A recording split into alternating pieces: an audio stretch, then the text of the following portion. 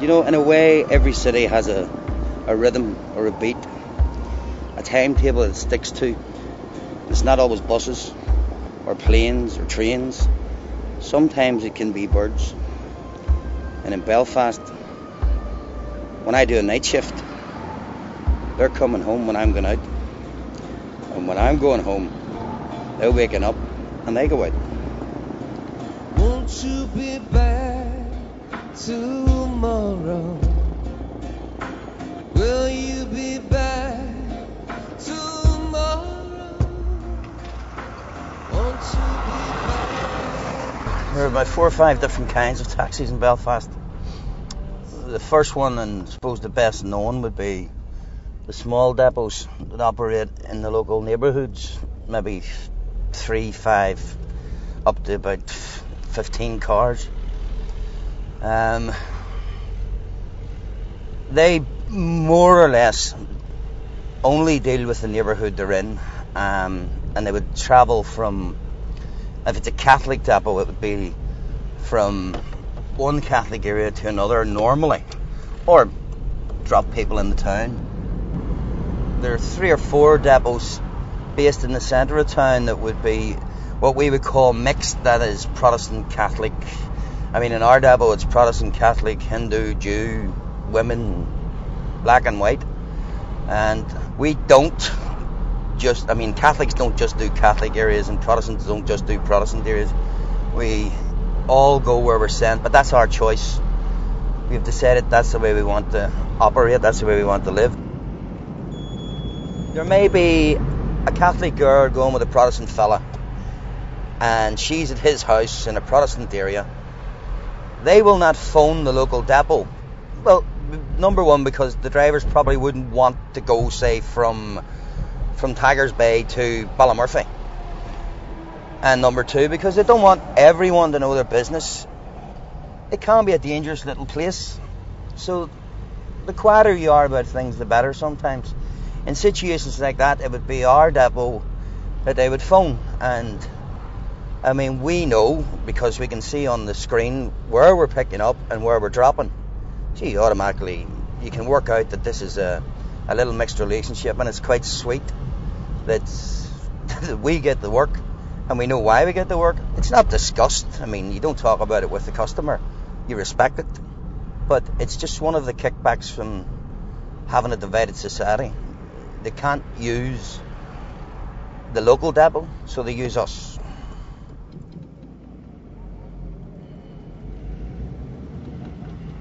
I try very hard not to let the old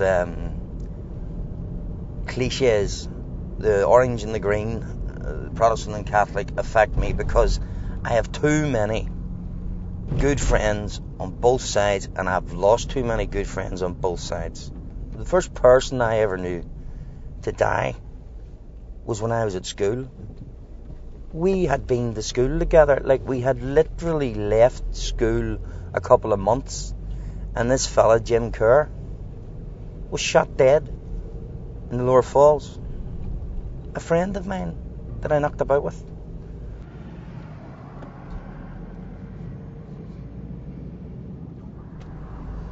Well, I was born on the New Lodge Road, which is in North Belfast.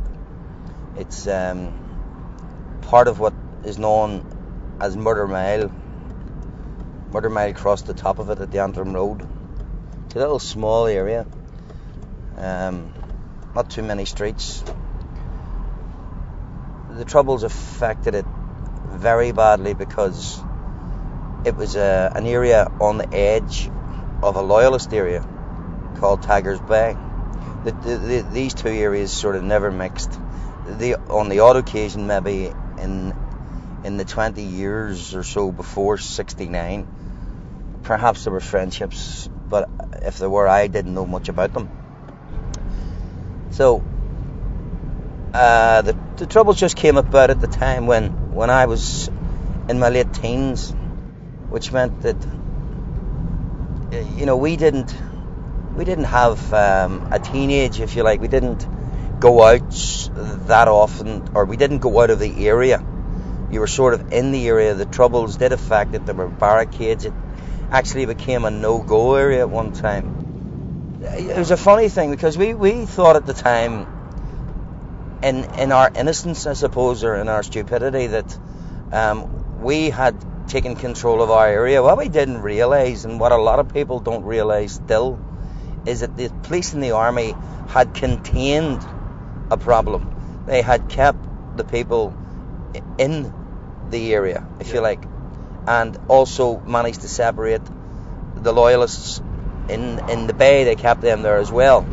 So this problem of nightly raids did no longer exist, but you were left in a situation where there was no police, no army, and the place was totally barricaded.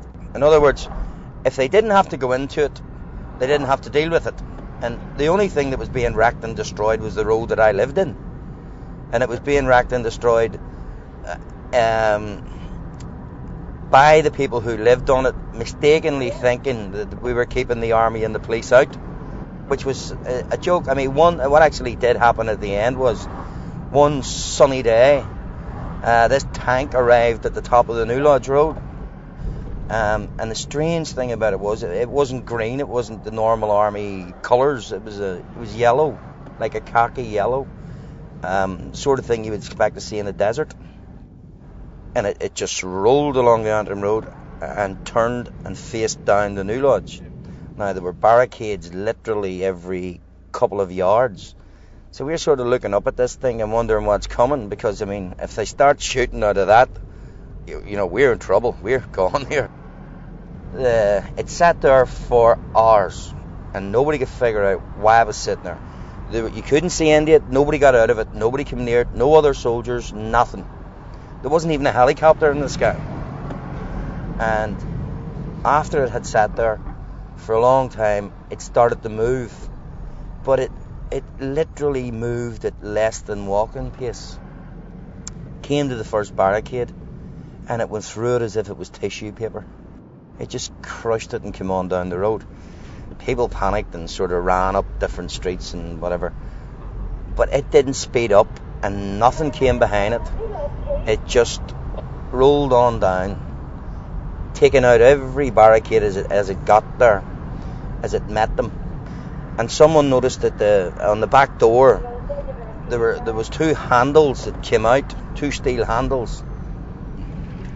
Someone jammed a piece of wood or metal into these two handles, which meant that whoever was in it now couldn't get out of it.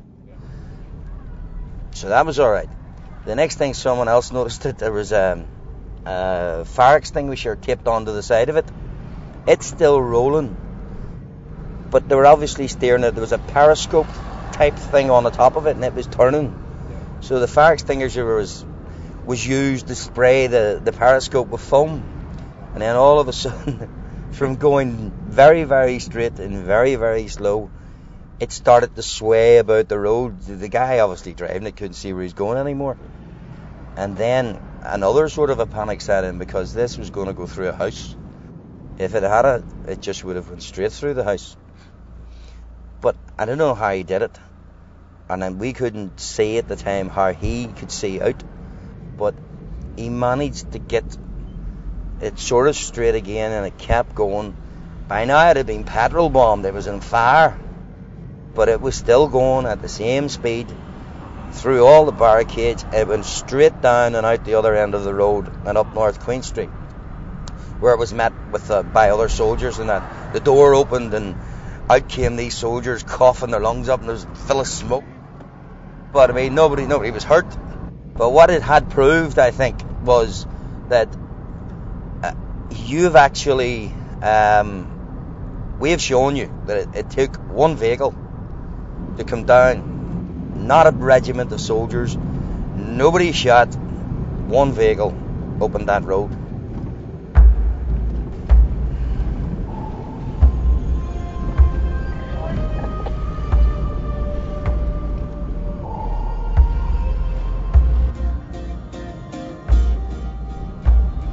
It's the next one on the left. And it's not very pleasant.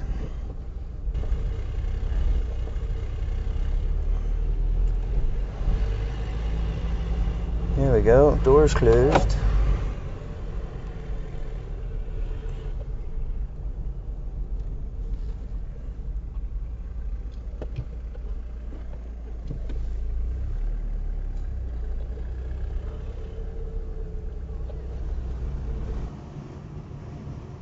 Oh, I'll not be waiting too long, and I'll not be going too far into it either.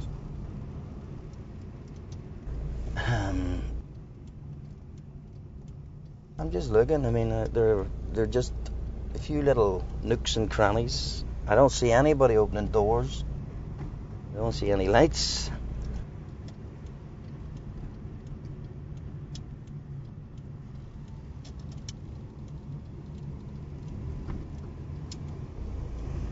No, I'm out of here. I don't like this. Sorry, but I'm gone. If they phone back, maybe we can make other arrangements, but not just at this moment. I'm out of here. 7-7, there's no one about there. I'm gonna no job this.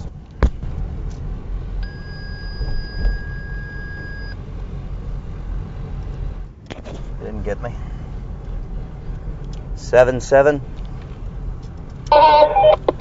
There's no one about here, so I'm just gonna no job it, okay, love?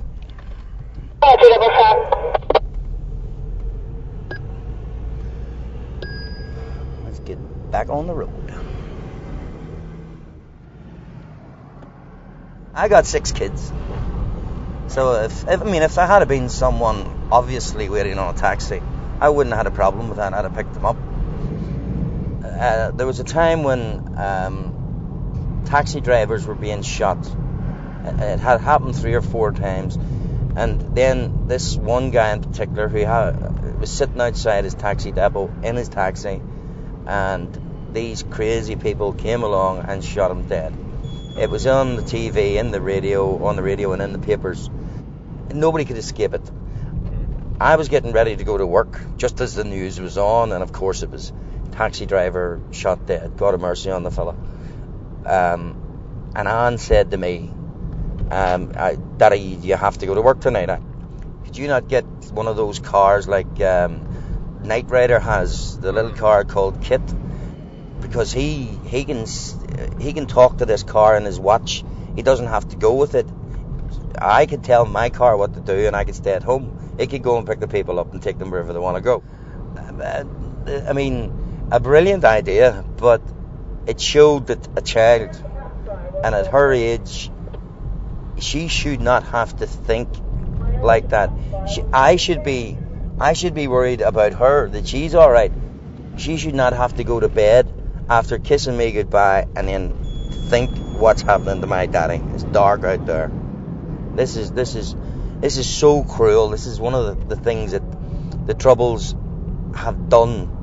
It has robbed children of their childhood, and I think that is one of the sins that we're going to have to answer for. It's maybe one that people don't consider, but at childhood you only get one chance at it, and I certainly never had to think or worry about my daddy when he went to work.